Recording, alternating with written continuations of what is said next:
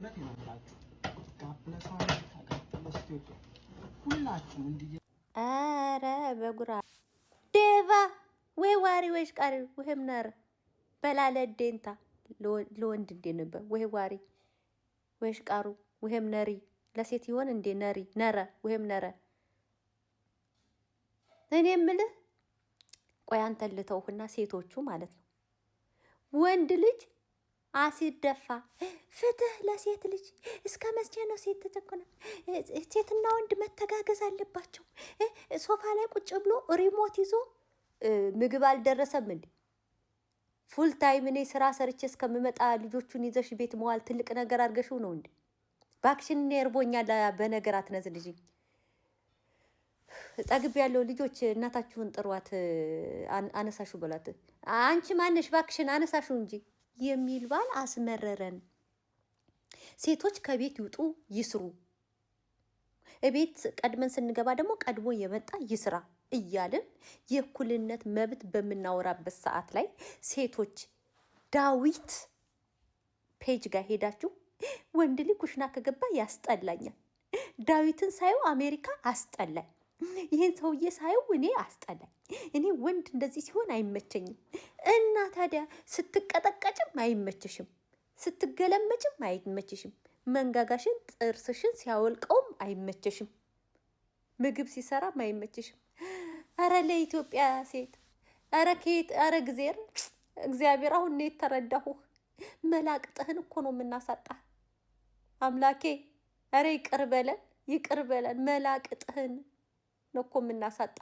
እንዴ ክፉ ሲሆን በደግ ባል ቀንተን ደግ ሲሆን ሄሮድስ እጭ ወንድ ደግሞ ወንድ ሲሸት ነው እንጂ ብለን ምንድነው እኔ የሴቶቹ ይባስ ምን አርግ ነው የምትሉት እኔ ልንገራችሁ አፈሻይሙት ሞዶበት እውነት ዳዊት አንተ እንደዚህ ከሆንክ እውነት ትክክለኛ የቤትህ መቃብ ትክክለኛ ማንነትህ እንደዛ ከሆነ እኔ እንደዛ ነው ብዬ ነው ማምነው ሪል የእውነት ነው የምነግርህ እንዴ ወይ ፍቺ ሁሌ ነው የምጸልየው በአንድ እግሬ ቆሜ እንዴ እኔ ከስራ መጥቼ ባሌ ከስራ ቀድሞ መጥቶ ምግብ ሰራርቶ ለዛ እኮ ነው ባሌንም ወደው በነገራችን ላይ እግዚአብሔርን ቅዳሜ ከስራ ስመጣ ቤቱ ተወልውሎ ልብሱ ታጥቦ ሁሉ ነገር አልቆ ስመጣ የዓለማችን በቃ በጣም ንግስት በጣም እድለኛ ብቸኛ ሴት አድርጌ ነው ራሴን የምቆጥረው ከስራ ስመጣ ቅዳሜ ቀን እሰራለሁ አልፎ ነው እረፍት የምሆነው አሁን ደግሞ ብዙ ጊዜ ደሞዝ አስጨምሩ እያልኩ ስለሚጨቀጭቅ ቅዳሜ ጫን ይሉኛል አዎ እኔ ደግሞ እጨቃጨቃለሁ ዝም ብዬ ታሪፍ እጠይቃለሁ ሁሌ ማለት ነው እና ቅዳሜ እሰራለሁ አሁን ነገ ጠዋት ነኝ ቅዳሜ ስመጣ ቤቱ ተወልውሎ ኩሽና እቃው ታጥቦ የታጠበው ተደርድሮ ፏ ብሎ እግዚአብሔርን ፍሬንች ዶር ወላል ለብሎ ቴራሴን ውጪ ያለውን ሳሩ እንደዚህ ሳየው እንዴት ደስ እንደሚለኝ በኢየሱስ ክርስቶስ መኖር ነው የምጓጓው መኖር ነገር ግን ሰም ይቅርታና ምን ልላችሁ ፈልጌ ነው ሲተጋገዙ እኮ ቀለል ይላል በተለይ ሴት ልጅ ወጣ ከዛ አሁን ለምሳሌ እኔ ልንገራችሁ ከሰኞ እስከ አርብ ባለቤቴ ሰዓት የለውም ረጅም ሰዓት ነው የሚሰራው የእውነት አንዳንዴ ያሳዝነኛል ማለት ያሳዝነኛል ስላችሁ የእውነት እንደ ሰው ካሰብን ለማን ብሎ ነው እላለሁ እኔ ልጅ አለኝ ልጆቼን ብዬ ነው የሱ ልጅ እናቱ ጋር ነው የሚኖረው ለልጁ የልጅ ይከፍላል በተረፈ ግን ለአንድ ራሱ በቃ ጽድት ብሎ ባለ አንድ መኝታ ቤት በቃ ቀጥታ ዳይሬክት ቴራስ ያለው ተከራይቶ ፋ ብሎ አህያም የለኝም ከጅብ አልጣለም ከፈለገ ቴካዊ አድርጎ ያለ ምንም ስትረስ መኖር ሲችል ለማን ብሎ ነው ይሄን ሁሉ ኃላፊነት ተሸክሞ 10 ምናምን ሰዓት የሚሰራው ብዬ ራሴ ይገርመኛል አንዳንዴ እግዚአብሔር በጣም እኔ አላቅም አንዳንዴ ለካ የሰው ልጅ በገንዘብ ኃይል ብቻ አይኖርም ሰው ያስፈልገዋል ብዙ ገንዘብ ሲኖረው ደግሞ ለካ ሰው ይፈልጋል የሰው ልጅ የሚለውን ያመንኩት በባለቤቴ ነው ገብቷችኋል አባብሌ እና ከሰኞ እስከ አርብ እሱ አይመቸውም እኔም ደው በጭራሽ አላስበውም ያግዘኝ ብዬ ማለት ነው በጣም ረጅም ሰዓት ነው የሚሰራው እኔ በጣም ነው የምሰራው ከሰኞ እስከ አርብ ውጭም ቤትም ውስጥ ቅዳሜና እሁድ እኔ የተደፋ ውሃ ቀን አላረግም ቅዳሜና እሁድ የተደፋ ውሃ ስፔሻሊ የኢትዮጵያ ምግብ ጥብሳ ጥብስ ነገር ፏ ማረግ ካልፈለኩኝ በስተቀር እዛ ጋር የተደፋ ከፈለገ ቴካዌ ፒዛ ይዘዝ፣ ከፈለገ የአዚያ ይዘዝ፣ ከፈለገ በርገር ይዘዝ፣ ከፈለገ ቤት ውስጥ ይስራ። እኔ ቅዳሜና እሑድ እንትን አልልም፣ አልሰራም።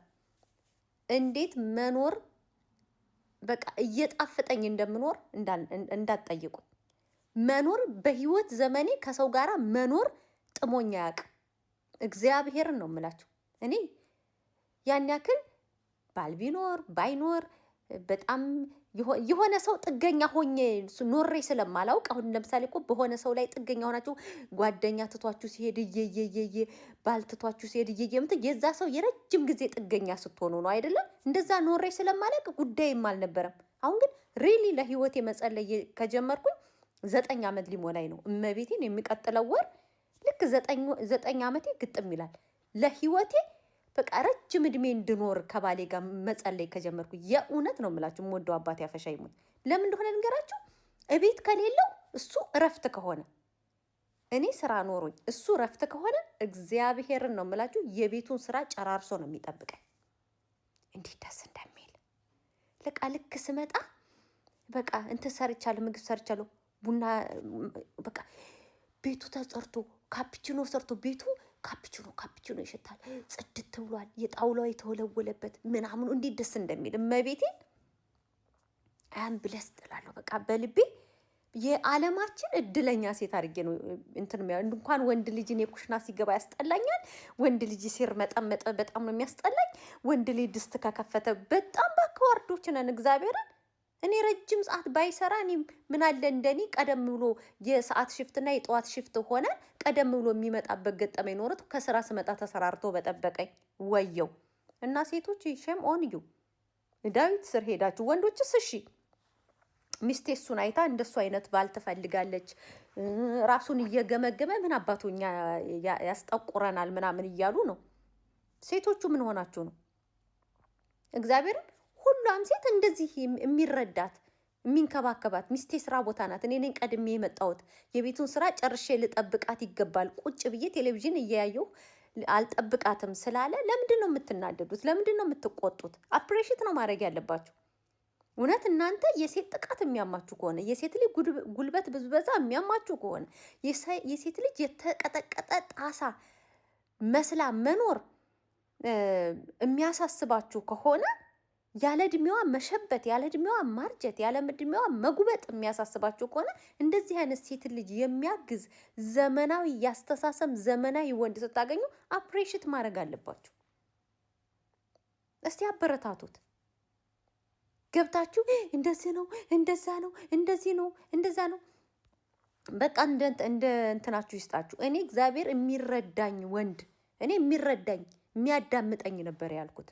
እግዚአብሔርን የሚያዳምጥ ሀሳብን በሀሳብ የሚሽር ግግም የማይል እኔ ነኝ አልኩሽ በቃ እኔ ነኝ አንቺ ነሽ የምናውቅ ነው የማይል ሊሚቱን የሚያውቅ ገብቷችኋል አይደል? የሰው መብት የማይጋፋ የራሱንም መብት የማያስነካ የሰውንም መብት የማይጋፋ እኔ የኔን ሀሳብ ልጫንብሽ የማይል ነበር እግዚአብሔርን የጠየኩት። ከዛ አልፎ ግን እኔ እቤት ከሌለው